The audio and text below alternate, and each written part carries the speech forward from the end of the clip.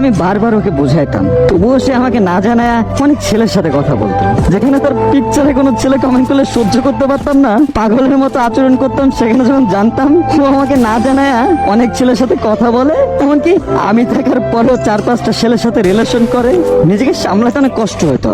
না পারতাম ওরে কিছু বলতে, না পারতাম নিজে সহ্য করতে, তাই অনেক অত্যাচার করতাম নিজেকে।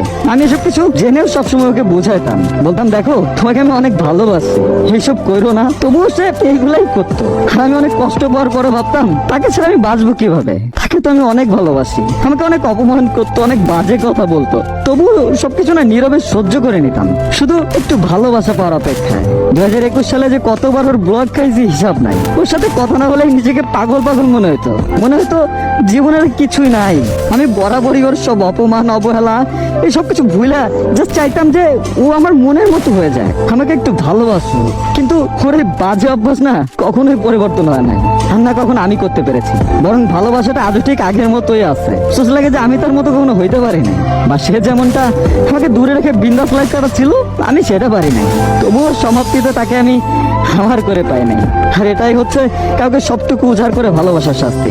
মানুষ হয়তো সঠিক জিনিসটা বুঝতে একটু বেশি সময় নিয়ে ফেলে, তার কারণে যখন সে তার ভুল বুঝতে পারে বা সঠিক জিনিসটা বুঝতে পারে, তখন তার কাছে না আর এই ফিরে পাওয়ার সুযোগটা থাকে না। কতই না মেয়ের জীবনে গল্প বললাম, কত অভিযোগ, এমন একটা মানুষ পেলাম না। কিন্তু দেখেন, যে পায় সে কদর করতে জানে না। কদর করতে না জানলে সে জিনিস কি বেশি দিন টিকে? লোহাতে একদিনে হয়তো জং না ধরতে পারে, কিন্তু মাসের পর মাস, বছরের পর বছর যদি ফেলে রাখেন তাহলে তো ধরবেই। আর যখন সেই জং ছাড়াতে যাবেন, দেখবেন লোহার গুণাগুণ তো শেষ, এবং সেটা প্রায় ধ্বংসের দিকে। এমন মেয়েগুলোও একটা দিন আফসোস করবে। বিশ্বাস করেন আমার